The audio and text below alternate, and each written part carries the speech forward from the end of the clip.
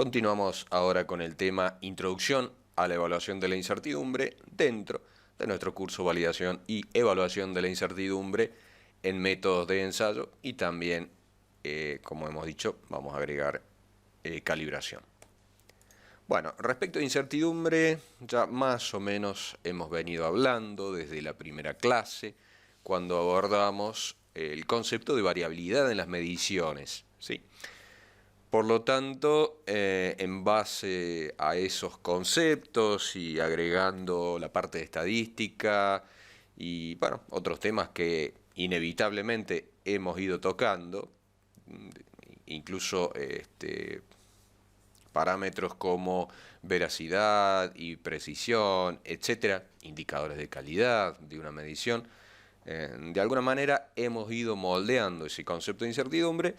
Y bueno, en esta charla de ahora y las que van a proseguir después cuando ingresemos a cada uno de los módulos correspondientes, ese tema va a ir cerrando, vamos a ir apuntándonos hacia la parte práctica, no ahora en esta charla, sino en las próximas que vendrán, ya específicamente en cada módulo, como les acabo de decir, vamos a ir apuntando entonces a las distintas estrategias para la evaluación de esa incertidumbre de la medición, que como dijimos era un parámetro de calidad de un resultado. Bien, la definición de incertidumbre actual, la que manejamos, es que se trata de un parámetro no negativo, ¿sí? Si hablamos de parámetros no negativos, estamos hablando de una varianza, por ejemplo, o de lo que puede derivarse de ella, que es el desvío estándar. Y las varianzas siempre son positivas, ¿sí? Porque estamos ya partiendo de una sumatoria de diferencias elevadas al cuadrado. Una diferencia puede ser negativa, pero una vez que la elevamos al cuadrado pierde su signo negativo y trabajamos básicamente con un parámetro positivo. Este parámetro entonces caracteriza la dispersión de los valores atribuidos a un mensurando, a lo que nosotros estamos midiendo. Sea lo que sea, siempre estamos midiendo, ya sea que esa medición después la transformemos en otro parámetro, digamos,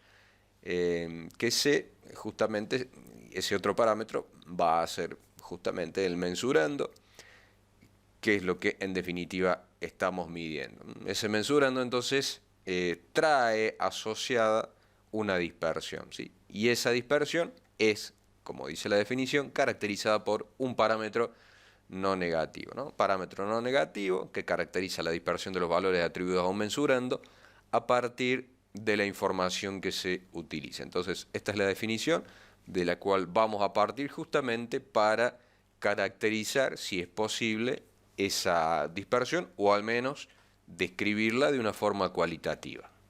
Debemos tener en cuenta, esto lo afirmamos una vez más, que la incertidumbre es el primer índice de calidad de una medición. A mayor incertidumbre, menor es la calidad de la medición. A mayor incertidumbre, y reitero este concepto, menor es la exactitud de la medición. Un resultado exacto es un resultado con una incertidumbre aceptable. No es un resultado sin incertidumbre porque eso es hipotético. No existe. No existe sistema de medición perfecto, por lo tanto no puede existir un resultado exacto, absolutamente hablando. Bien, ¿qué nos dice la norma en su nueva versión ISO/IEC 17025-2017?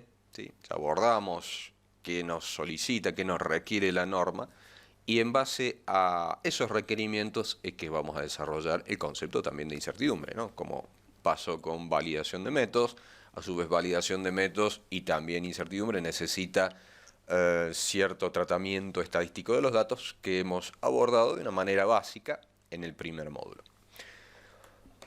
Ok, la cláusula 761 de esta nueva versión de la norma, recuerden que esto estaba en el capítulo 5, en la versión anterior, nos dice que los laboratorios deben identificar las contribuciones a la incertidumbre de la medición. Es lo primero que debemos hacer. Vimos un esquema, ¿se acuerdan? Para un ensayo de HPLC, si mal no recuerdo, en la primer clase o en la segunda, digamos ahí cuando abordamos el tema de variabilidad de la medición, Por lo tanto, ya tenemos una tarea. Y quedó también como una tarea opcional de que ustedes identificaran las contribuciones a la incertidumbre de la medición. Ese ejercicio lo vamos a realizar después en la práctica para ensayos, para calibraciones de los distintos tipos a medida que vayamos avanzando en los distintos módulos. Bien, esta cláusula dice en su segundo párrafo que cuando se evalúa la incertidumbre de medición, y está resaltado evaluar, ¿sí? Cuando se evalúa la incertidumbre de la medición, se debe tener en cuenta todas las contribuciones que resulten significativas. Habrá contribuciones que son importantes, no sé, por decir algo, por ejemplo, como dato informativo, la incertidumbre de muestreo suele ser generalmente la que más contribuye a la incertidumbre del resultado, aunque en la práctica rara vez se puede, digamos muy pocas veces se puede determinar, se puede calcular, digamos, ya hablando de un número. De otra manera, la pérdida de precisión o la imprecisión suele ser también otra fuente importante, dependiendo obviamente de la condición. Y así, uno puede sentarse a evaluar y decir, bueno, en la calibración de un bloque patrón, la pérdida de paralelismo entre las dos caras de un bloque patrón, etcétera, contribuye de una manera significativa. Bueno, está bien. Nosotros somos expertos en el ensayo o en la calibración que vayamos a evaluar su incertidumbre, por lo tanto somos quienes más sabemos acerca de las fuentes.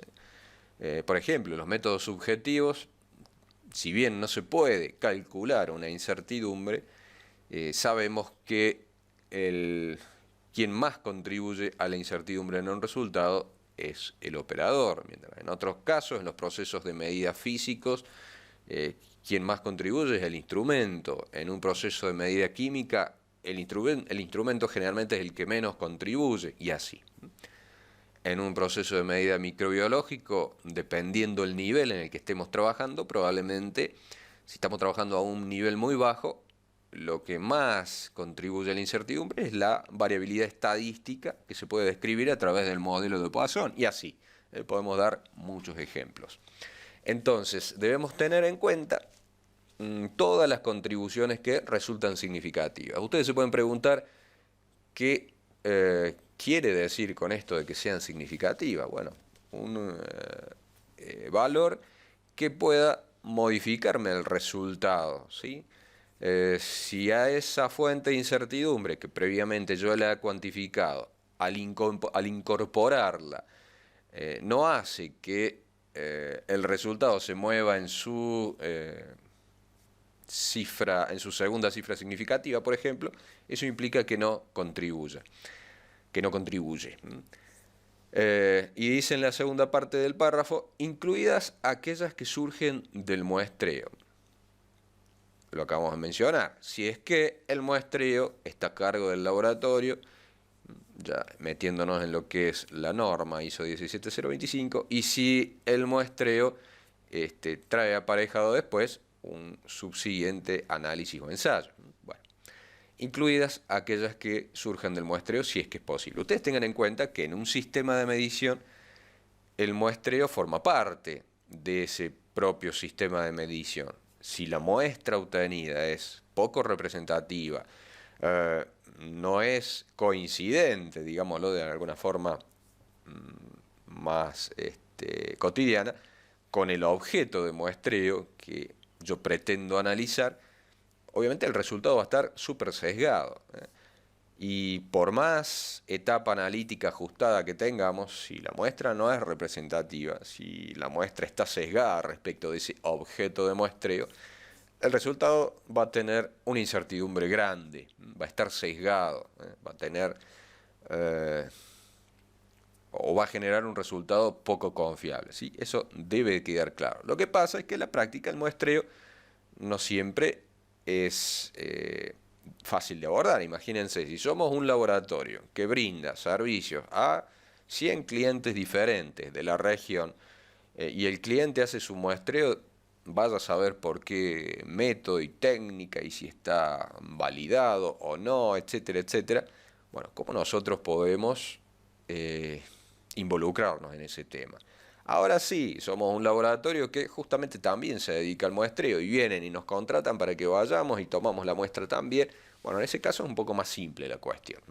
Entonces es un tema delicado de abordar en ese sentido, no en la parte técnica, porque en la parte técnica ya digamos, hay distintas herramientas para evaluar ese proceso de muestreo, para estimar la incertidumbre y demás, para validar el proceso de muestreo, sino que en otra parte ya un poco más logística si se quiere. Volviendo al concepto de incertidumbre significativa, o mejor dicho, de contribución significativa a la incertidumbre, vamos a hacer un pequeño ejercicio para tener en cuenta eso. Aquí tenemos un termómetro, vamos a hacer una medición muy simple. Por ahora no vamos a abordar las estrategias, pero vamos a empezar a despuntar, vamos a empezar a revelar algo de eso. Por ejemplo, tenemos un termómetro de trabajo, ¿sí? Semejante a ese que siempre yo mencionaba y que habíamos encontrado ahí en el laboratorio. Bueno, ese termómetro que lo usamos para el laboratorio, para medir baños térmicos, por ejemplo, lo mandamos a calibrar a 25 grados, ¿sí? Entonces solicitamos al laboratorio de calibración que haga una calibración a 25 grados porque es la temperatura donde nos manejamos para medir, por ejemplo, temperaturas de baños térmicos, baños de aceite, baños de agua, lo que ustedes quieran, incluso estufas, termómetro para medir o para verificar la temperatura de una estufa alrededor de 25 grados Celsius. Bien, con ese termómetro que ya está calibrado, vamos a obtener una temperatura, una TC, que le vamos a llamar, que significa temperatura corregida, porque es un termómetro que está calibrado, como un termómetro, bueno, no lo especifique, pero es un termómetro de mercurio en vidrio. Nosotros no podemos efectuar ningún ajuste electrónico o una modificación de la escala, etcétera. Simplemente tenemos que corregir la lectura. Entonces, esa temperatura corregida es igual a la temperatura I indicada por el termómetro, por el instrumento, más esa corrección indicada en el certificado de calibración, que no es ni más ni menos que un error. ¿Okay? Bien, tenemos que saber que la temperatura corregida va a tener asociada una variación, una incertidumbre. Y por ahora vamos a simplificar y decir que esa temperatura, esa incertidumbre o ese mensurando tiene dos componentes. Como dijimos, ese mensurando, que es la temperatura de un baño térmico, va a tener una componente de incertidumbre que va a venir asociada a la del propio instrumento y otra fuente de incertidumbre que va a venir asociada a la propia corrección. Nosotros vimos un ejercicio donde si esa calibración la repetimos, si ese experimento de calibración lo repetimos, los valores de corrección van a ser levemente diferentes. Por lo tanto, por el propio sentido común, esa corrección C, que yo estoy explicando aquí, tiene asociada una incertidumbre también. Por lo tanto, y así por ahora créanmelo como un dogma, la incertidumbre, le vamos a llamar la incertidumbre de TC, va a ser igual, por ahora créanmelo así, perdón, la incertidumbre de TC va a ser igual a la incertidumbre de TI. Todo esto lo vamos a elevar al cuadrado. Yo lo pongo al cuadrado ahí al lado, ¿sí? Para no tener que andar colocando signos. Más la incertidumbre al cuadrado de la corrección, ¿sí? Vamos a colocar también ahí el cuadrado. Y todo eso después tiene que estar dentro de una raíz cuadrada. Por ahora, esto se deriva de la ley de propagación de incertidumbres. Por ahora, créanmelo que es así. Simplemente sabemos que, entonces, Bueno, y todo esto lo vamos a multiplicar por 2, por una cuestión después de intervalos de confianza y demás, que algo de eso vimos en estadística, pero que ahora no me voy a explayar, sino más adelante. Bien, entonces, la incertidumbre asociada a la temperatura, que yo estoy midiendo con mi termómetro calibrado, la incertidumbre va a ser igual a 2 multiplicado por la raíz cuadrada de la sumatoria al cuadrado de la incertidumbre de la temperatura que me indica el termómetro más la incertidumbre de la temperatura corregida. Entonces, vamos a suponer que ahora hacemos lo siguiente. Vamos a un baño térmico, medimos la temperatura y esa temperatura del baño térmico es de 24.8, ¿sí? Eso va a ser mi TI por ahora. Temperatura indicada por el termómetro, yo coloco el termómetro, leo en el termómetro de vidrio, de acuerdo a como dice el procedimiento que lo tengo que hacer, esa temperatura es 24.8, obviamente cerca de 25, el punto en el cual nosotros mandamos a calibrar ese termómetro. Por otro lado, el certificado, todo esto está en grados Celsius, ¿no? Por otro lado, el certificado de calibración me dice que la corrección es de menos 0.1 grados Celsius, ¿sí? Esa es la corrección. Por lo tanto, cuando yo voy a calcular la temperatura ya corregida o determinar la temperatura corregida, va a ser igual a lo que me indica el termómetro más la corrección. En realidad la corrección me dice que cada vez que mide una temperatura cercana a 25 grados, tengo que restarle una décima de grado y punto, ¿sí? Entonces la temperatura corregida es 24.7. La corrección tiene, la temperatura indicada tiene una incertidumbre asociada, la corrección también tiene una incertidumbre asociada. Por lo tanto, obviamente, la temperatura corregida, la que yo estoy midiendo, la que a mí me va a servir para tomar una decisión, decidir si un baño térmico está a la temperatura que yo necesito, va a tener también asociada una incertidumbre.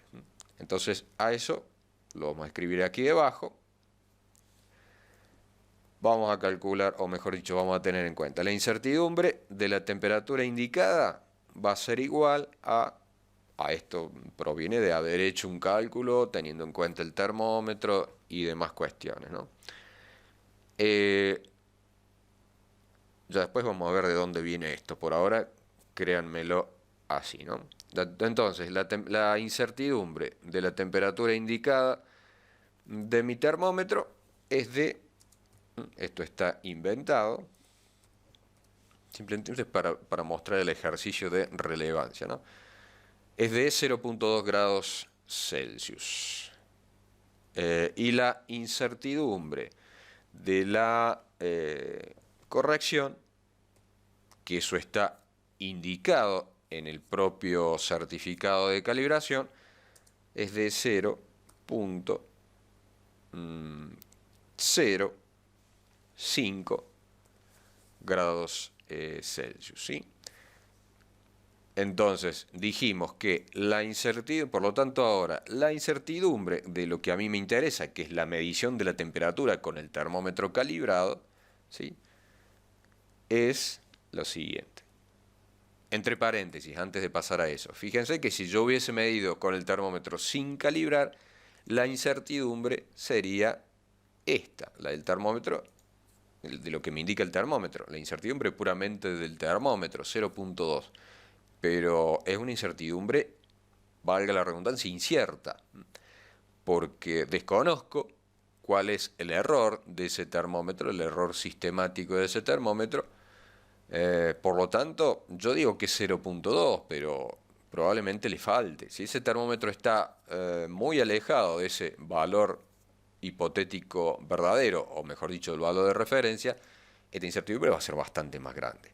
Si en cambio esa proximidad al valor verdadero, al valor de referencia es muy pequeña, está, digamos, muy próximo, quiero decir, esa diferencia es muy pequeña, prácticamente esta incertidumbre va a ser la misma. Entonces, bueno, va a depender de ese tipo de cosas. de contribuciones de las distintas fuentes, ¿sí? Bien, entonces vamos ahora a calcular lo que a nosotros nos interesa, que es la incertidumbre de la temperatura del termómetro que ya está calibrado, ¿no? Con la corrección y todo. Como ya dijimos, va a ser igual a 2 multiplicado por la incertidumbre que me indica, perdón, multiplicado por, abrimos la raíz cuadrada, cerramos paréntesis, y es la raíz de todo lo que esté ahí dentro. Entonces es la 2 por la raíz cuadrada de la incertidumbre que me indica, perdón, la incertidumbre asociada a mi instrumento, al termómetro. Todo eso elevado al cuadrado. Ahí está, no me acordaba, se me había hecho una lagunita. Eso elevado al cuadrado más la incertidumbre de la corrección elevada al cuadrado. Cerramos paréntesis y efectuamos el cálculo. Como vemos, bueno, es una sumatoria cuadrática. Si nosotros entonces a esta suma, que es una suma cuadrática, le sacamos el 2, vamos a ver que 0,20 al cuadrado más 5 a la menos 2 elevado al cuadrado, sumadas no dan 0,25 obviamente, sino que me da un poquitito más alto que 0,2, ¿sí? Volvemos el 2, que es básicamente un estadístico Z al 95%, y me queda, bueno, 0,41, que es el doble, ¿no? Prácticamente es 2 por 0,2. Se puede ahí apreciar que, por ejemplo, la incertidumbre de la corrección aporta bastante poco. Es prácticamente, fíjense que si yo no hubiese colocado la incertidumbre de la corrección, hubiese dejado el 0 acá, prácticamente no hay diferencia entre 0,4 y 0,41. Generalmente la incertidumbre, y también me adelanto un poco, se suele expresar a lo sumo con dos cifras significativas. Por lo tanto, esto me quedaría, lo vamos a truncar en esa función truncar, a mí me permite quitarle los decimales que quiero, ¿no? Entonces, trunco el resultado a solamente 2 decimales. Ahí me queda, ¿no? Fíjense que prácticamente me queda en 0,41. Si yo no agrego la incertidumbre de la corrección, me queda en 0,40 básicamente. Lo vamos a dejar ahí para que quede más gráfico aún con las dos cifras que tiene originalmente, ¿sí? ¿Qué pasa si acá en lugar de... era 0,05?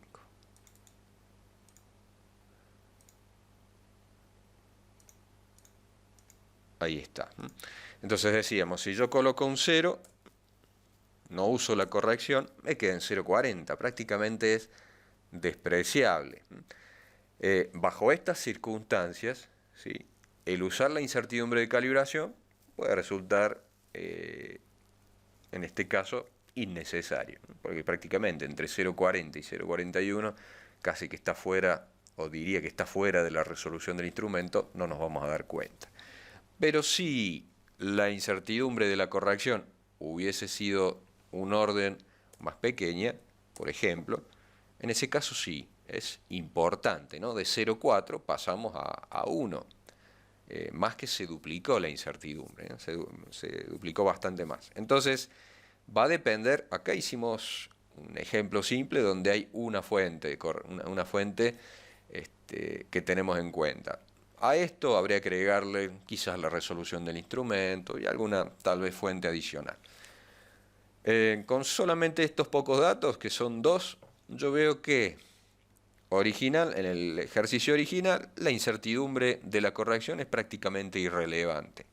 Entonces, la próxima vez que mande a calibrar el termómetro, yo me fijo, se calibra de la misma forma, con el mismo patrón, me fijo en la incertidumbre de la calibración. Entonces, en un futuro cálculo, podría yo no agregar la incertidumbre de la calibración de ese termómetro y la incertidumbre de medición al final va a resultar irrelevante, ¿sí? Así puede pasar con distintas fuentes que nosotros vayamos identificando y cuantificando. Si yo no puedo cuantificar la incertidumbre, bueno, me va a resultar bastante más difícil demostrar que tal fuente es poco significativa o es insignificante, que no me mueve, en definitiva, la incertidumbre. Tendré que tener algún argumento cualitativo, digámosle, bastante más sólido, o bastante sólido, mejor dicho, para que pueda reemplazarme al número. A veces una fuente no se puede cuantificar, ¿eh? Entonces yo puedo decir, bien, cuando yo mido el termómetro, eso va a depender de la intensidad luminosa y considero la intensidad de luz que hay dentro del laboratorio como un factor que afecta a la incertidumbre de medición. Probablemente sea cierto, pero ¿realmente es significativa? Esa es mi pregunta. ¿Y cómo determino la influencia de la luz? Tendría que plantear un experimento con distintas fuentes luminosas, o digamos distintas intensidades luminosas, haciendo varias mediciones a cada intensidad luminosa, etcétera. Sería una complicación demasiado elevada como para una simple medición de temperatura hecha en un baño térmico, donde a mí lo que me interesa saber si la temperatura, por ejemplo, está en 25, 25 más menos un grado. Es lo único que me interesa saber, si la temperatura está a 25 más menos un grado para llevar a cabo una reacción química, por decir algo. Entonces, no tiene sentido en ese caso. Ya vamos planteando algunas cuestiones que nos va diciendo la norma. Dejamos el ejercicio ahí, ya vamos a volver con otro ejemplo y regresamos entonces a la diapositiva. Recordemos, cuando se evalúa la incertidumbre de medición, se deben tener en cuenta entonces todas las contribuciones significativas, que resulten significativas, incluidas aquellas que surjan del muestreo, utilizando los métodos apropiados de análisis. Vamos a ver que existen para cada tipo de ensayo distintas metodologías. Mientras más complejo es el ensayo, bueno, tenemos que usar aproximaciones o tenemos que aplicar simplificaciones sobre el modelo general establecido, el cual lo vamos a mencionar simplemente hacia el final de esta charla. Bien, un poco siempre, yo creo que también les hablé esto en alguna charla, siempre se habla de qué es lo correcto, es decir, calcular la incertidumbre, estimarla, uno lo calcula, significa que genera un número, pero no siempre se puede generar un número. Uno la estima y si uno estima algo significa que hay un valor verdadero. Por ejemplo, uno estima el valor verdadero, no lo conoce, pero lo puede estimar. Significa que el valor verdadero existe y de eso estamos seguros. Yo conozco cuál es el valor verdadero cuál va a ser el valor verdadero del promedio de dióxido de carbono que hay en esta habitación, ¿sí? Pero no lo puedo medir con exactitud. Entonces, o con exactitud absoluta. Sí lo puedo medir con una exactitud aceptable dependiendo para que yo necesite ese dato de concentración de dióxido de carbono aquí en la atmósfera. Bien, definamos evaluar. Simplemente nos vamos al diccionario de la Real Academia Española, el famoso mataburro, le decimos aquí en Argentina, en otros lados, bueno, tendrán otros nombres. ¿Qué es evaluar? Señalar el valor de algo. Eso es lo que nosotros queremos hacer. El valor puede ser cuantitativo o puede ser cualitativo. Yo simplemente puedo decir, la incertidumbre de tal medición es significativa o no significativa, sin conocer el número, basado en algún argumento, en base a apreciaciones de algunas características físicas, químicas, etcétera, ¿no? Señalar el valor de algo, también evaluar implica estimar, apreciar, calcular el valor de algo, bueno, etcétera. La tercera acepción no nos aplica en este caso. Por lo tanto, es quizás el término más correcto a utilizar y es el que utiliza la norma 17025 ahora. Por otro lado, estimar implica también calcular o determinar el valor de algo, atribuir un valor a algo, bueno, y otras acepciones que no nos aplican aquí, pero también en la jerga de las ciencias, de las mediciones, estimar implica también una significación de aproximación a un valor que nosotros sabemos que existe, pero que desconocemos. La incertidumbre, bueno, hay distintas apreciaciones, ¿no? No hay un valor único de incertidumbre. Por ejemplo, yo digo, la incertidumbre de la medición de dióxido de carbono va a depender con qué método nosotros obtengamos esa incertidumbre del promedio de dióxido de carbono durante 5 minutos en esta habitación, ¿sí? Ese es mi mensurando. ¿Cómo mido eso? Bueno, dependiendo del método que utilice para medir, la incertidumbre va a ser diferente. Entonces no puedo hablar de un valor verdadero de incertidumbre. Por eso a muchos les choca hablar de estimar la incertidumbre. Ahora, si yo me refiero a estimar la incertidumbre utilizando tal método, que utiliza tal instrumento en mi laboratorio, porque también si utilizo ese método, ese mismo método mío, o ese método lo utiliza otro operador, por ejemplo, el resultado puede ser quizás diferente, porque va a depender de cómo el operador opere, cómo interprete el procedimiento de medición, etc. Entonces, la palabra estimación por ahí está un poco más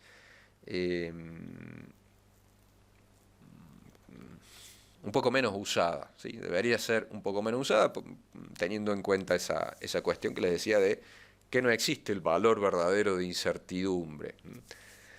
Es más, la variabilidad cambia, las condiciones ambientales cambian, y entonces también hay una incertidumbre de la incertidumbre. Si yo determino la incertidumbre ahora, ese valor de incertidumbre no va a ser el mismo si yo lo determino mañana, pero también va a depender de la técnica de incertidumbre que hablo. Bien, ya por eso es una cuestión. Y después el cálculo, esa es más simple. Yo calculo la incertidumbre, cálculo implica cómputo. Cómputo es realizar una cuenta, realizar una operación matemática. Entonces, cálculo es un cómputo, una cuenta o investigación que se hace de algo por medio de operaciones matemáticas, ¿sí? Entonces, yo no puedo calcular la incertidumbre de un método de ensayo subjetivo o un método de ensayo cualitativo, ¿sí? Porque técnicamente no, en principio no tengo o no se asocia, es incompatible con una respuesta que es binaria. Yo no puedo decir positivo para tetrahidrocannabinol en tal muestra, más menos ¿qué? Más menos un poquito positivo, más menos un poquito negativo, no tiene sentido. Lo único que puedo decir, y que se asocia un poco más, a esto también lo he mencionado, que ese positivo tiene una probabilidad de ser negativo, nada más que eso.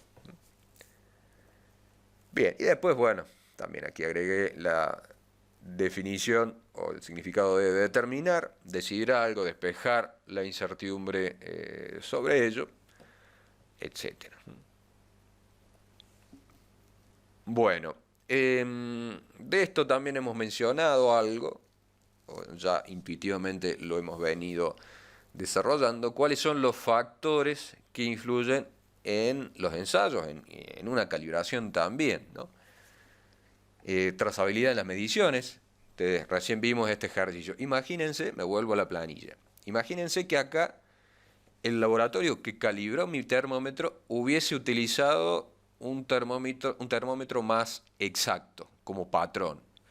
Probablemente este resultado hubiese sido, si el termómetro patrón es más exacto digamos, aporta de manera significativa incertidumbre al proceso de calibración, este valor, vamos a inventar, hubiese sido de 0.1. ¿Sí? Fíjense que afectó. Ya ahora la incertidumbre sí resulta propiamente insignificante porque ni siquiera estando ausente o presente no me modifica la incertidumbre a dos dígitos, a dos cifras decimales que yo estoy reportando. Entonces, fíjense si la trazabilidad no influye. Ahí estoy, digamos, comparando mis mediciones con un termómetro patrón que a su vez tiene una incertidumbre baja. Bien, volvemos al resultado inicial para que quienes después leen la planilla no se confundan. Bueno, la trazabilidad de las mediciones. validación de métodos implica la caracterización del método. Hay métodos que serán más o menos precisos. Bueno, de esto también lo hemos mencionado o hemos hablado de algunas cositas. Cuando vimos el esquema que le mencionaba también recién hace unos minutos de variación en un ensayo HPLC. El equipamiento, si yo voy a medir con un termómetro de vidrio a una resolución más baja, seguramente la incertidumbre va a ser más baja, aunque no hemos tenido en cuenta esa fuente de incertidumbre en esta medición por una cuestión de no complicar demasiado la cosa. Vamos a ir complicando de a poco, de manera gradual, de manera pausada. Recuerden que tienen a su disposición el foro de discusión, hagan sus preguntas ahí, yo se las voy a contestar en un plazo de a lo sumo 48 horas, si es urgente, obviamente ponen ahí en el subject o en el asunto del mensaje urgente, o me pueden escribir ahí a la mensajería privada. Puedo contestar yo o puede contestar otra persona, no es, digamos, yo no soy el único que puede responder, pueden responder todos los que quieran y todo lo que quieran. Decíamos entonces de que el equipamiento, los propios métodos que utilicemos, que a su vez van a tener sus propias características de desempeño, van a contribuir a la incertidumbre del resultado, la manipulación de las muestras, y imagínense también cómo esas muestras se almacenan. Piensen qué sucede si se pierde una cadena de frío en una muestra sensible, o si instrumentos se transportan de manera inadecuada con un medio con alto nivel de vibración. Bueno, o si, por ejemplo, un error que sería llevar una balanza a calibrar a un laboratorio. Saben que las balanzas, salvo algunas excepciones, se calibran in situ.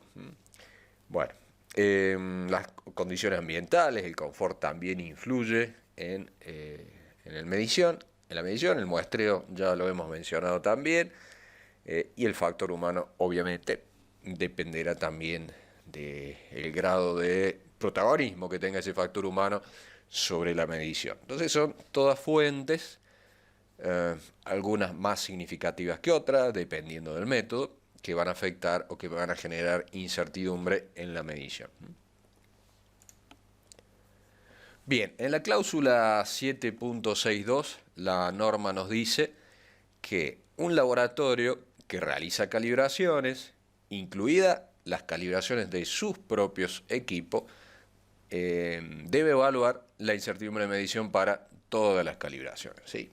No se salvan tampoco en ese sentido. Toda la calibración, así como todo ensayo, debemos, digamos, calcular su incertidumbre, o evaluar sería el término más genérico. En el 7.63, ahora también para el laboratorio de ensayos, dice que un laboratorio que realiza ensayos debe evaluar la incertidumbre de la medición. Tan como la norma ISO 17025 aplica para laboratorios de ensayo y calibración, obviamente los ensayos y las calibraciones deben estimar su incertidumbre, sobre todo los laboratorios de calibración, donde, como hemos visto, si nosotros vamos a realizar mediciones y utilizamos un instrumento calibrado, ese instrumento debe proveernos de la incertidumbre de la calibración. Es una exigencia de la norma, y es una exigencia también, o mejor dicho, desde puro sentido común. Piensen simplemente en el termómetro calibrado, o en el termómetro antes de calibrar. Yo mido, genero un resultado de temperatura, y ¿qué tan bueno es ese resultado? En el sentido de ¿qué tan exacto es ese resultado? ¿Es aceptablemente exacto? ¿Es exacto, digamos, para el uso que yo le quiero dar? Esa es la pregunta que me hago. Bueno, no lo sabré hasta tanto yo calibre, y con esa calibración voy a obtener la corrección. Sabré si esa corrección es importante o no. Con la corrección, de todas maneras, yo minimizo ese error sistemático o puedo suprimirlo, podríamos decir en la práctica casi que uno lo suprime, pero también debo conocer la incertidumbre de esa calibración. Si la incertidumbre de la calibración es grande, porque por ejemplo mi termómetro se calibró con un termómetro patrón de incertidumbre grande, obviamente el resultado de mi medición va a ser una incertidumbre grande. Depende, como hemos visto, de cómo yo establezco la trazabilidad de la medición. Entonces, una cosa es medir con un termómetro que no está calibrado, del cual yo desconozco la exactitud de la medición, y otra cosa diferente y obviamente necesaria es medir con un termómetro calibrado del cual yo conozco su exactitud, dado que he podido calcular la incertidumbre gracias también a la incertidumbre de la calibración de ese mismo termómetro, ¿sí? Eso debe quedar claro. De todas maneras, lo vamos a seguir repitiendo. Así a mi estilo, reiterativo de algunas cosas, por ahí, bueno, puedo llegar a cansar un poco. Ustedes también está abierta la discusión a críticas, del todo tipo. Yo respondo a todas. En algunas doy mi punto de vista, quizás contradictorio, en otras puedo aceptar. Soy de cometer muchos errores, así que no tengan empacho en hacérmelo saber. Si el error es cierto, obviamente lo reconozco sin problema, y bueno, y si no, discutimos el porqué, no hay problema en ello.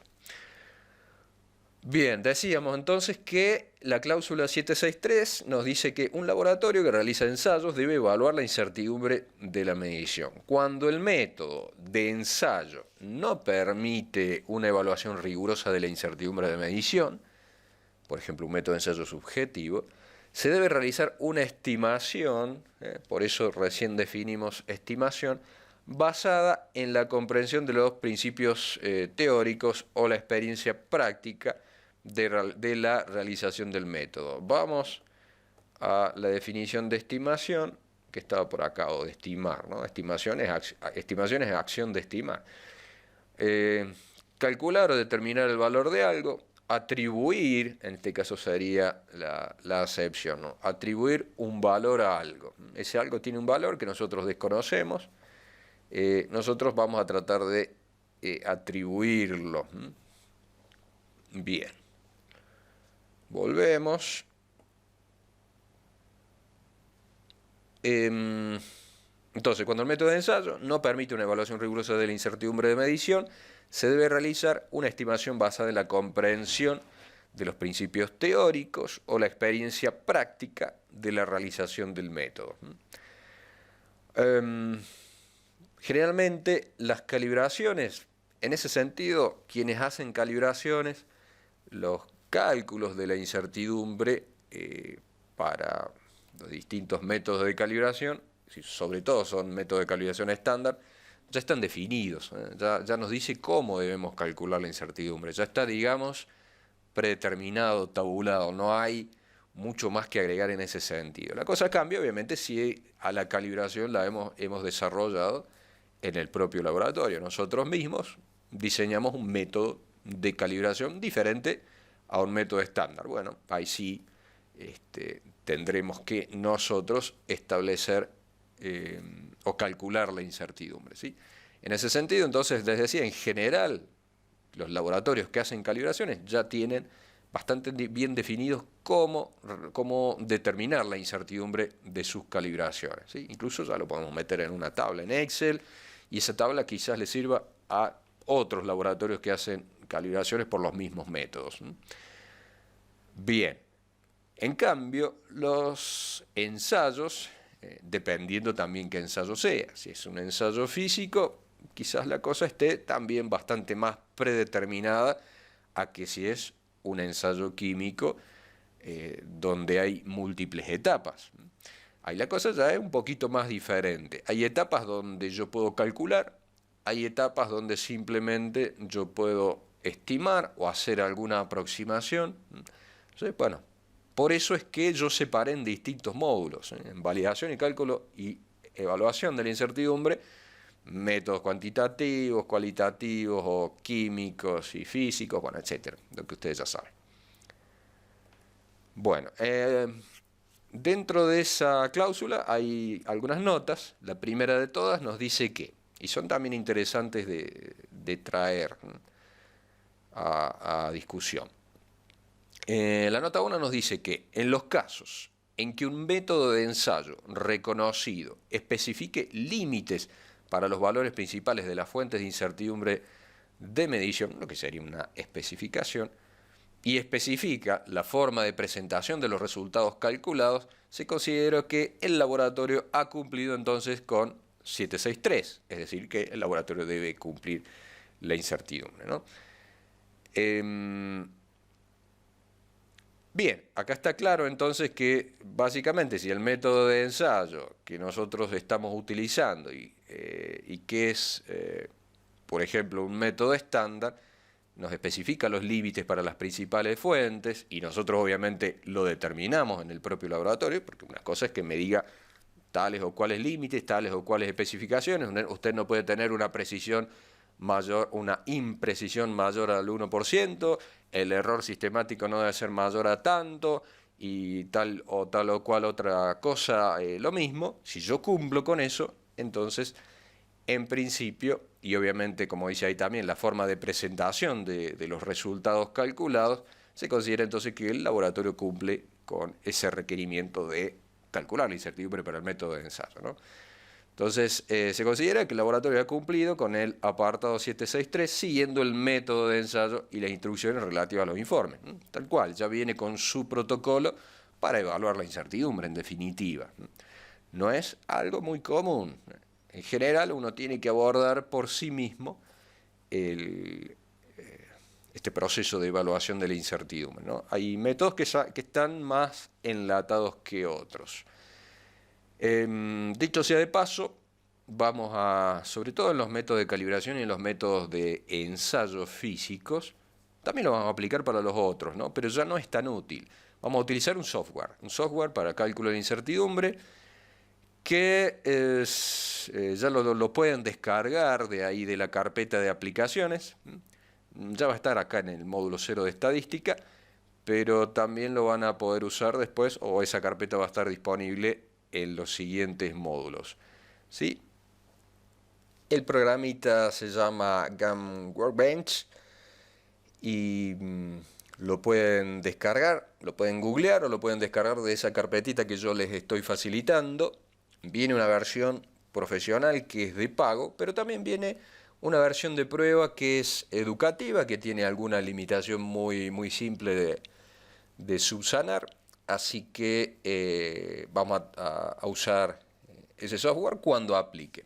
Les digo sinceramente, si hablamos de métodos de ensayos físicos o de calibración, donde la fórmula, digamos, que utilizamos para efectuar el cálculo del resultado del ensayo o de la calibración es compleja, este software nos va a ayudar porque, bueno, aplica, digamos, la propagación de la incertidumbre, genera lo que se llama el budget de incertidumbre, que es en definitiva una tablita con todas las fuentes de incertidumbre y su descripción y demás. Bueno, y ayuda en eso, digamos, más que nada en la parte de cálculo. Y sí, como decíamos, algún informe que después uno puede adosarlo al registro del laboratorio. Pero en lo que se refiere a métodos de ensayos químicos, ya los métodos complejos, con muchas etapas, lo mismo que los microbiológicos o los subjetivos, los cálculos a realizar son bastante simples, entonces no hay casi diferencia entre hacerlo en Excel y hacerlo aquí.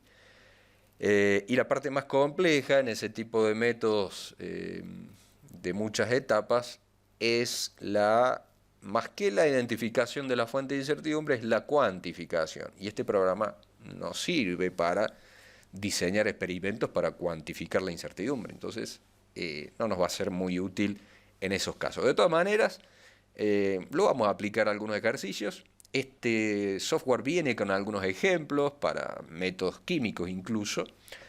Así que pueden descargarlo, instalarlo y utilizarlo. Por ejemplo, acá tenemos abierto un ejemplito que tiene de calibración de un sensor de poder de potencia, perdón, a una frecuencia de 18 GHz, una descripción, la ecuación del modelo, cuantificación de los datos, cuantificación de cada una de las fuentes, las derivadas parciales que derivan de la propagación de incertidumbre, etcétera. No los quiero asustar con esto, eh, pero digamos, nos va a ayudar sí en el cálculo, pero no en el criterio, en el decidir, identificar cuáles fuentes aplican, cuáles son relevantes y demás.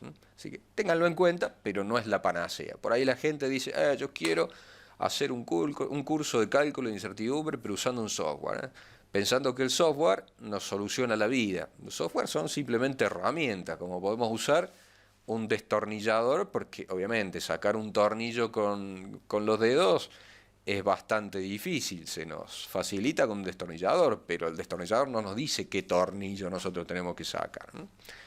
Bueno, proseguimos entonces con la nota 2. La nota 2 dice, para un método en particular en el que la incertidumbre de medición de los resultados se haya establecido y verificado, no se necesita evaluar la incertidumbre de medición para cada resultado si el laboratorio puede demostrar que los factores críticos de la influencia identificados están bajo control.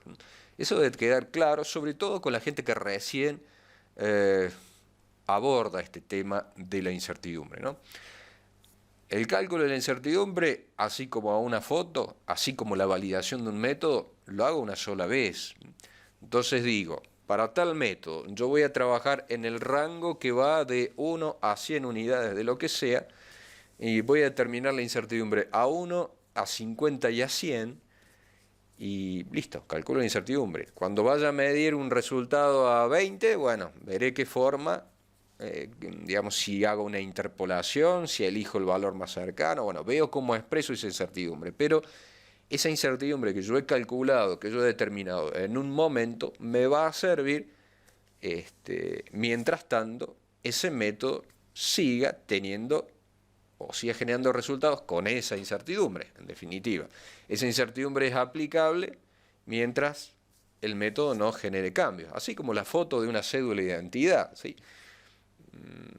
Yo no sé muy bien ahora, pero cuando uno es pequeño, tiene 1 o 2 años, va al registro civil, le sacan una foto, la colocan en la cédula de identidad, pero esa foto no sirve para toda la vida, porque uno evoluciona, cambia su aspecto personal, su aspecto corpóreo, y obviamente eso no me va a servir. Bueno, la incertidumbre pasa más o menos lo mismo. Si el método, como dice ahí, o mejor dicho, si el laboratorio asegura que los factores críticos de influencia están bajo control sobre ese método, listo, esa incertidumbre es aplicable. Pero de pronto cambiamos un instrumento, o si el método es sensible al operador, cambiamos el operador, o el mismo monitoreo periódico que nosotros hacemos, el aseguramiento de calidad, el control interno de la calidad, el control externo de la calidad, nos dice que nuestros resultados comienzan a aparecer con un sesgo. Bueno, eso es un indicativo que probablemente también la incertidumbre ha cambiado. En definitiva, yo calculo una vez la incertidumbre y esa información la uso de ahora en más para, por ejemplo, informarle a mi cliente el valor de la incertidumbre asociada a su resultado. ¿Ok? Entonces es un cálculo que hacemos de una vez, no para siempre, sino hasta tanto algo cambie en mi método de ensayo de calibración. Bien, la nota 3 nos manda información adicional, dice, para información adicional vean las guías, ta. Bueno, hay 3 guías principales, o yo diría, la principal es la del medio. Bueno, yo las puse en el orden de aparición de... No, me equivoqué. Coloqué la que debería ver primero, la puse al medio. Bueno, no importa. Esta la hizo IEC 98 del 2008, que también la pueden conseguir como JCGM WG1100. Es la guía madre, ¿sí? Para, bueno, conceptualmente y para el abordaje y donde se establece el mecanismo para evaluar la incertidumbre de una medición, ¿sí? Es la famosa ISO-GUM o ISO-GAM, si la decimos en inglés, ¿sí? La guía madre para el cálculo de la incertidumbre en todo método de ensayo y de calibración, ¿no? Ahí están todos los lineamientos generales, está descrita toda la sistemática a utilizar, toda la teoría, digamos, a utilizar en un o aplicar, mejor dicho, en un cálculo de la incertidumbre. ¿Okay? Hay una traducción al español del Centro Español de Metrología que la tienen en la literatura, descárguenla, léanla. Está también la JCGM 100, que está en inglés. Una obviamente está en inglés, la otra es la traducción. Léanla, empiecen a leerla, traten de entenderla. Bueno, a esa guía la vamos a describir en cada uno de los métodos de ensayo. Esa guía, por ejemplo, aplica muy bien a lo que son los métodos de ensayo más simples, como son los físicos, los métodos de calibración. Cuando lleguemos a químicos, a microbiológicos, la cosa se nos complica un poco. Entonces, de esa guía derivan otras, como en química la Eurachem, como también la guía de los países nórdicos para los químicos, ¿no? En microbiológicos hay algunas nuevas guías, bueno, no voy a recordar ahora el número, que son para métodos de ensayo de bajas concentraciones de microorganismos, de altas, donde hay varias aproximaciones, es decir, se basan obviamente en los lineamientos de la guía 98, de la ISO-GUM, la vamos a llamar familiarmente ISO-GUM, se basan entonces en los lineamientos de los ISO-GUM, pero realizan algunas aproximaciones que nos van a ayudar a simplificar ese cálculo, ¿sí? Y después, las que siempre hemos mencionado, la serie de guías ISO 5725 que tienen en la literatura, que se refieren a exactitud, entre paréntesis, veracidad y precisión de los resultados de los métodos de medición, ¿no? O mejor dicho, de métodos de medición y resultados. Bien, entonces tengamos en cuenta esta guía que está aquí, ¿sí? Estas dos las tienen, a la ISO 21748 la tengo que rescatar por ahí y dejárselas a disposición. Ahí en pantalla tenemos la JCGM 100, yo les dije que estaba en inglés, pero me equivoqué, está en español, también la pueden encontrar en inglés, obviamente, si lo prefieren. La que les dejé ahí está en español. Bien, entonces le vamos a llamar a esta familiarmente la guía GUM o la ISO-GUM. Bien, esta guía entonces, ¿cuál es un poco el alcance? Establece esta guía reglas generales para evaluar y expresar la incertidumbre medida que pueden seguirse para los diversos niveles de exactitud requeridos y en diversos campos, ya lo hemos mencionado, desde el taller hasta la investigación. Por lo tanto, se pretende que los principios que están indicados en esta guía sean aplicables a un gran campo de mediciones, no a todos, como decíamos, por ejemplo, los métodos de ensayo subjetivos, los cualitativos, esta guía ya no aplica. Incluyendo, dice,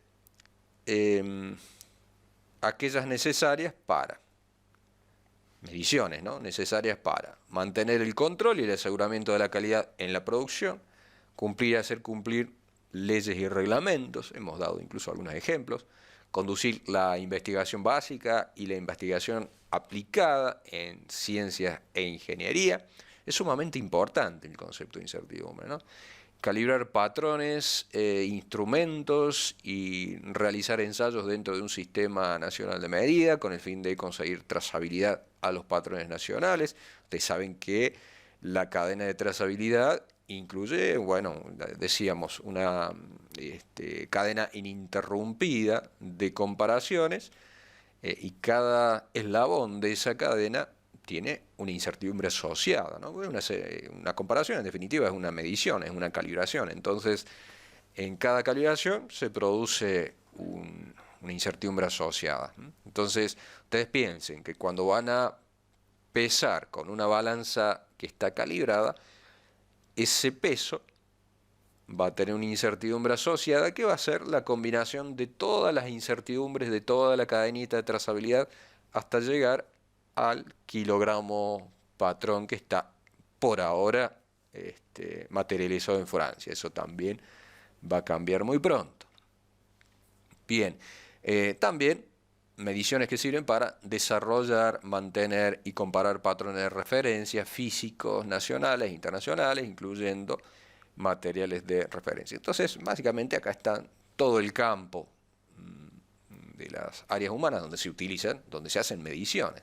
Fíjense, desde que nos acostamos a dormir hasta que comemos, almorzamos o miramos televisión, ni que hablar de las comunicaciones, los fármacos, bueno, todo está asociado al mundo de la medición. Es un universo gigantesco.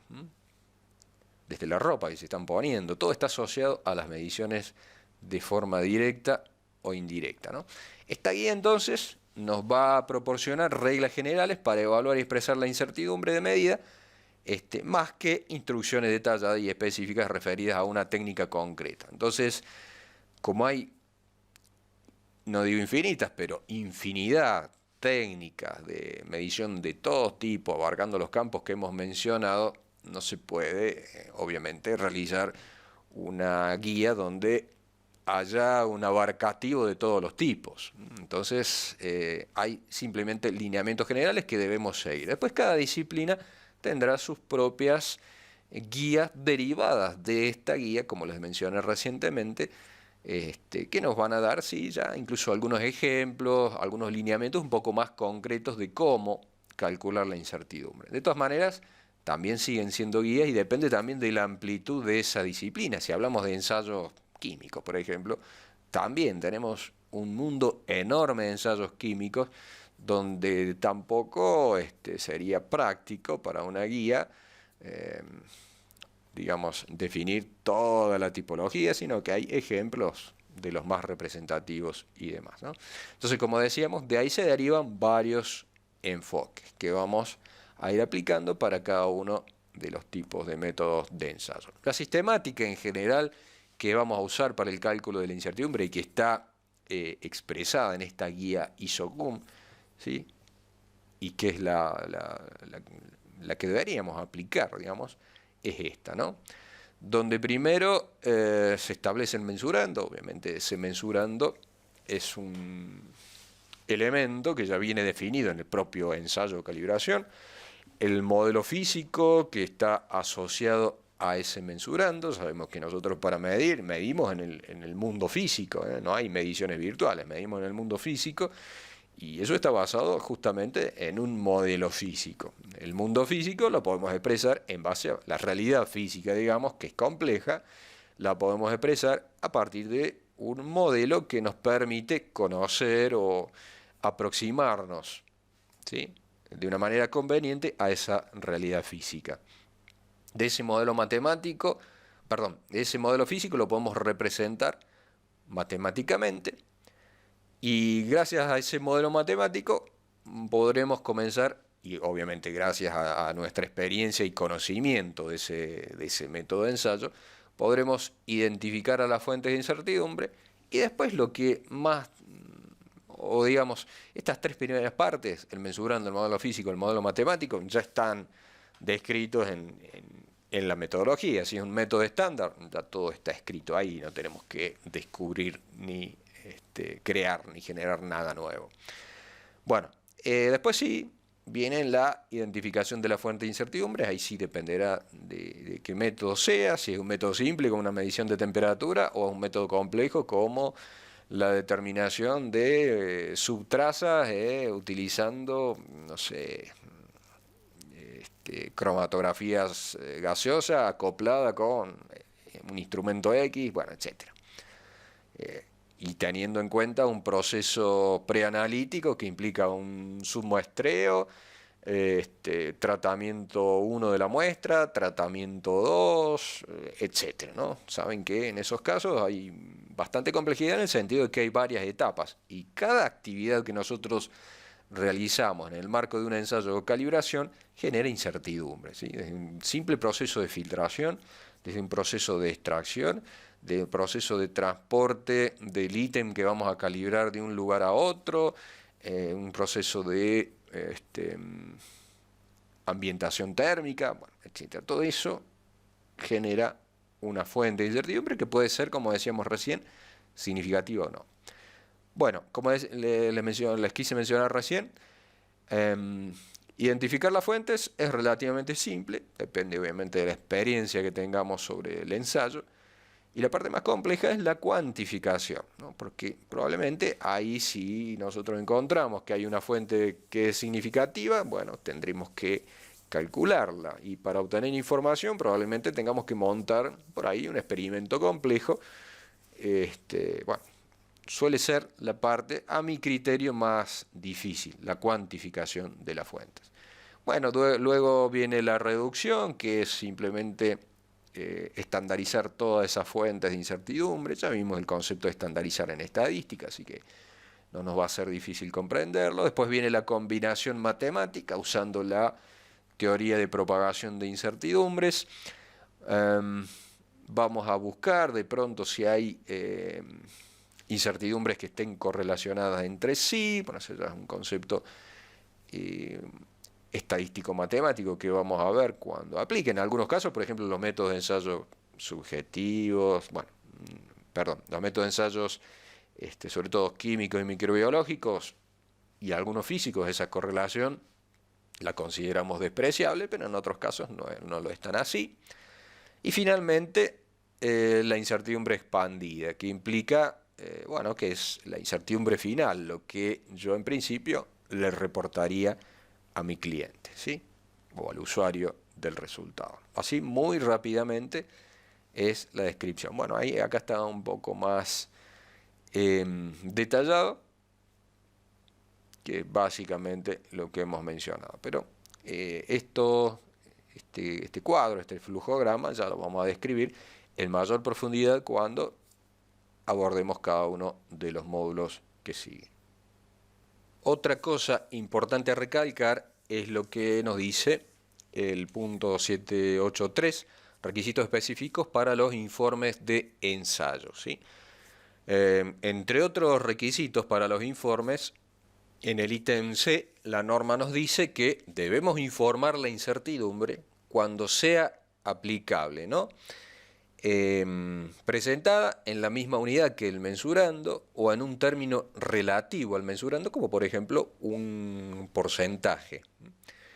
Y debemos informar la incertidumbre cuando sea pertinente a la validez o aplicación de los resultados de ensayo, cuando una instrucción del cliente me lo requiera, o cuando la incertidumbre de la medición afecte la conformidad con un límite de especificación, ¿sí?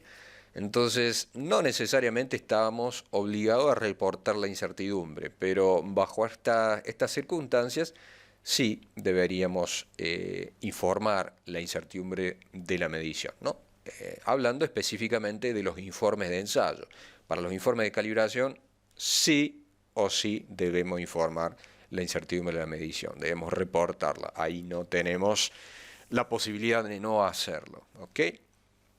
Otra cuestión a tener presente es la regla de decisión que ISO 17025 en su versión actual define en el punto 3.7, que dice que regla de decisión es una regla que describe cómo se toma en cuenta la incertidumbre de medición cuando se declara la conformidad con un requisito especificado. Como decíamos, dábamos un ejemplo de una muestra que tiene una concentración de un contaminante muy cerca de una especificación, y la incertidumbre, por ejemplo, hace que ese intervalo donde nosotros tenemos una alta probabilidad de hallar el valor verdadero, me genere una duda respecto de si ese valor está, por ejemplo, por arriba o por debajo del límite legal. Bueno, debemos formular una regla para que nos permita decidir si efectivamente está arriba o abajo, por ejemplo, de ese límite legal. Obviamente que el tomar una decisión está cargado de errores. Yo puedo decir que está por arriba cuando en realidad está por debajo, o a la inversa, que está por debajo cuando en realidad está por arriba. ese riesgo siempre está presente y ese riesgo es el que también debe evaluarse y tenerse en cuenta en esta regla de decisión. En el presente curso no vamos a formular reglas de decisión, seguramente generaremos otro curso al respecto o alguna charla también relacionada con eso. Hay un video gratuito que yo hice hace un par de años relacionado con este tema, que lo voy a colocar también aquí en este curso para el que tenga ganas de verlo, lo haga. Bien, vamos ahora a hacer un ejercicio como para acercarnos un poco a lo que sería el cálculo de la incertidumbre. El ejercicio va a estar basado en el ejemplo que vimos recién de la medición de temperatura, que es este.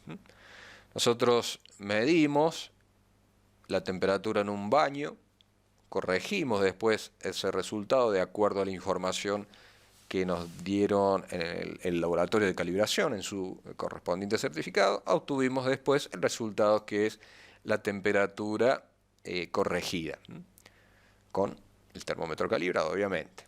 Y bueno, después ahí tuvimos información de la incertidumbre de ese termómetro, obtuvimos información de la incertidumbre de la calibración. Y entonces vamos a hacer ahora un experimento de simulación para determinar la incertidumbre, como para que ustedes tengan idea de dónde o cómo es o qué significa la incertidumbre, cómo que una incertidumbre es una incertidumbre de medición está compuesta por contribuciones de distintas fuentes, ¿sí?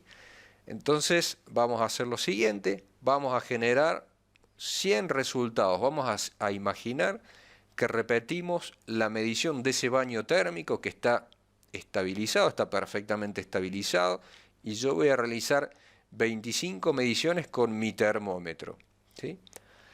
Y vamos a suponer también que la persona que calibró el termómetro hizo 100 calibraciones. Vamos a exagerar porque obviamente no se hacen 100 calibraciones, sino que la calibración tiene un procedimiento que se hace generalmente una única vez. Ya la incertidumbre está calculada, se controla la calidad de la calibración, etcétera, listo. Pero vamos a imaginar que eso sucede. Obviamente, como en la práctica uno no puede darse el lujo de repetir 100 calibraciones, repetir 100 mediciones, es que aparecen los enfoques matemáticos estadísticos para determinar esa incertidumbre, ¿eh? Entonces vamos a hacer el siguiente experimento. En realidad es un experimento numérico. Vamos a abrir nuestro inestimable Minitab para generar los resultados.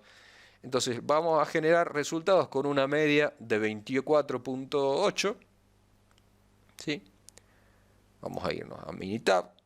Vamos a decirle que fíjense ustedes lo que estoy haciendo, que esto sería, como les acabo de mencionar, una simulación muy aproximada a lo que es la realidad. Entonces vamos a generar resultados, valores aleatorios, con una distribución normal. Vamos a suponer que mi termómetro mide y que esas mediciones repetidas después, si yo las represento gráficamente con un histograma, ese histograma va a tener forma de distribución normal, es decir, de campanita, ¿no?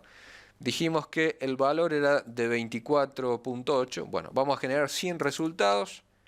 En la columna 1, la media va a ser de 24.8, como dijimos, y ya habíamos determinado una incertidumbre que nosotros le llamamos U sub U TI, que era de 0.2, que esa la podemos asociar perfectamente, ya vamos a ver después más adelante, con un desvío estándar, ¿sí?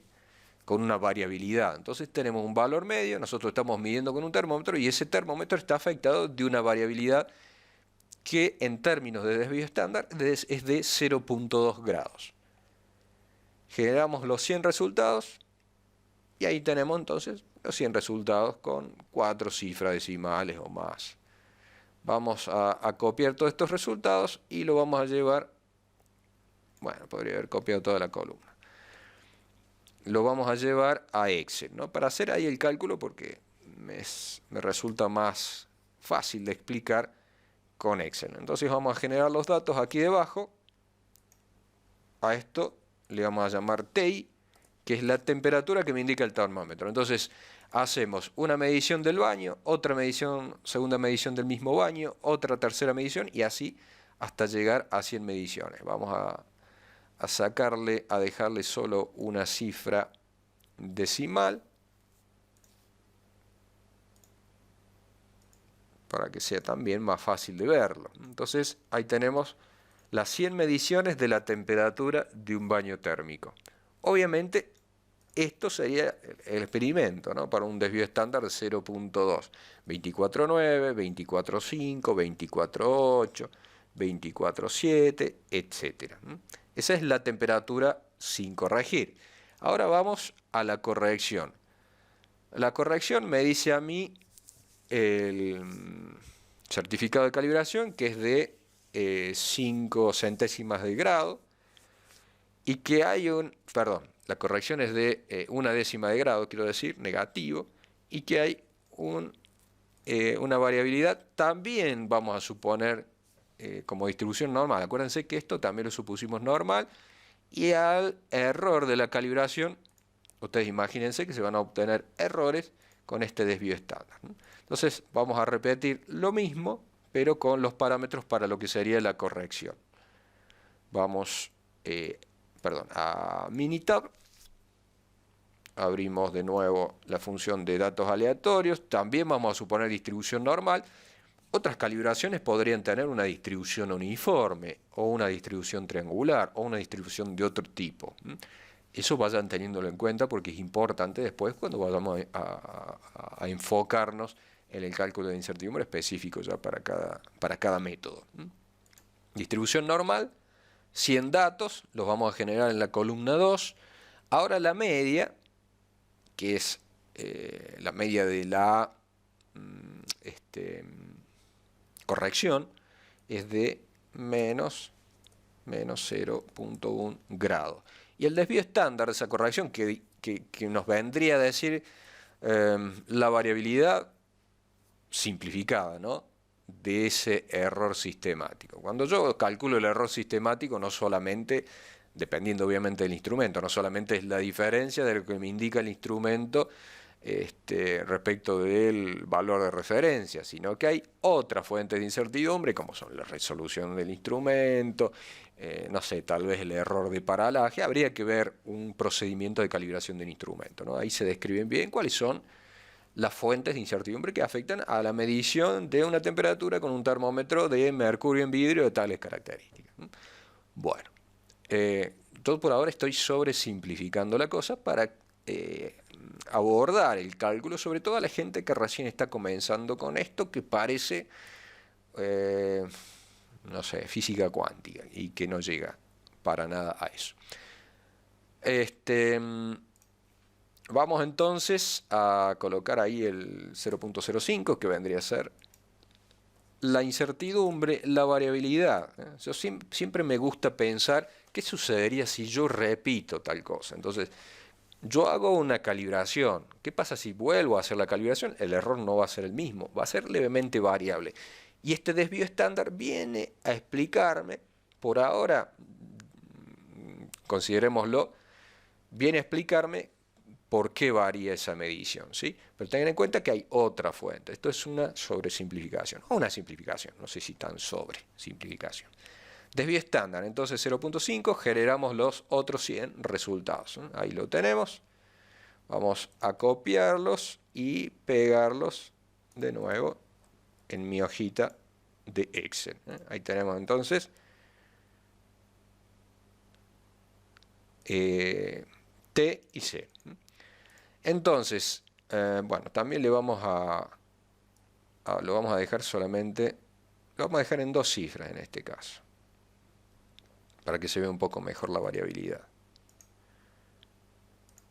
Estos son simplemente números simulados, utilizando un algoritmo de generación de números pseudo aleatorios que tienen programas como Minitab. También lo tiene Excel, ¿no? Pero me resulta más simple, más rápido Minitab. Bien, y ahora vamos a calcular entonces la temperatura corregida. Como lo hemos dicho, la temperatura corregida es igual a la suma de la temperatura indicada más la corrección. Fíjense los distintos valores de corrección. Yo primero inicié, me daba menos 0.1. Pero fíjense, tengo menos 0.04, menos 0.11, 0 incluso. Podría haber tenido suerte ese día y me daba que la corrección era 0, o menos 0.11. No sé si se alcanza a ver algún valor positivo. Creo que no hay ninguno positivo. El más positivo era 0, que bueno, no es positivo. Entonces yo calculo las correcciones, ¿sí? Fíjense, como yo tengo asociada una variabilidad la temperatura que me indica el termómetro, asociada una variabilidad a la corrección. Y obviamente, cuando yo voy a calcular la temperatura corregida, ¿sí? La que yo voy a informar, la que yo voy a usar, los resultados también van a ser variables, ¿eh? Entonces, si yo hago doble clic acá, tengo 24.8, 24.4, 24.5, 24.3, 24.9 y así. Entonces, yo puedo calcular un desvío estándar para la temperatura indicada, o una varianza, o un desvío estándar, que me va a dar más o menos lo que yo le dije a Minitab que me dé. ¿Se acuerdan? Que era el valor que está indicado arriba. Ahí está, 0.19. El valor era 0.2. Yo le dije a Minitab que me genera datos con ese desvío estándar. Bueno, me dio 0.19. Si hago lo mismo con el otro conjunto de datos, con la corrección, me va a dar 0.05, que es lo que yo le dije también a Minitab que me haga. Obviamente, si yo hago exactamente lo mismo, pero ahora con las mediciones, me va a dar 0.19. ¿Sí? Que bueno, si a ese 0.19 yo lo multiplico por 2, ¿sí? Si acá yo lo expando, como se dice en la jerga del cálculo de incertidumbre, para transformar de un desvío estándar a dos desvíos estándar, para tener ahí un intervalo que abarque un 95% de confianza, me va a dar más o menos lo que me dio, ¿no? 0.39 y antes me había dado 0.41. Entonces, fíjense cómo yo he calculado la incertidumbre de una forma, digamos, cuasi teórica, ¿sí? Que es esto que vemos acá, de una forma cuasi teórica, a una forma ya, digámosle, más práctica, pero habiendo hecho 200 mediciones, ¿sí? Porque medí 100 veces con el termómetro, hice calibrar 100 veces el termómetro, obviamente eso sería una fortuna en recursos de tiempo y dinero. Entonces tengo que buscar una forma más simple de calcular la incertidumbre, pero básicamente esto es cómo se propaga, ¿sí?, la incertidumbre en una medición, ¿sí?, teniendo en cuenta la variabilidad. ¿Qué es lo que hago? Identifico las fuentes. Básicamente eso significa identificar las fuentes, cuantificar la incertidumbre, y cuando cuantifico la incertidumbre estoy obteniendo información de variabilidad. Esa información de variabilidad puede ser real, digamos, en base a experimentos repetidos, o puede ser deducida de otra forma, lo que se le suele llamar incertidumbre B. Pero bueno, tengan en cuenta entonces este ejercicio, que yo creo que les va a abrir un poco la cabeza respecto de cómo las fuentes de incertidumbre se van propagando, ¿sí?, cuando yo realizo una medición. Bien, terminamos entonces aquí con introducción a este concepto de incertidumbre y proseguimos ahora con el módulo 1.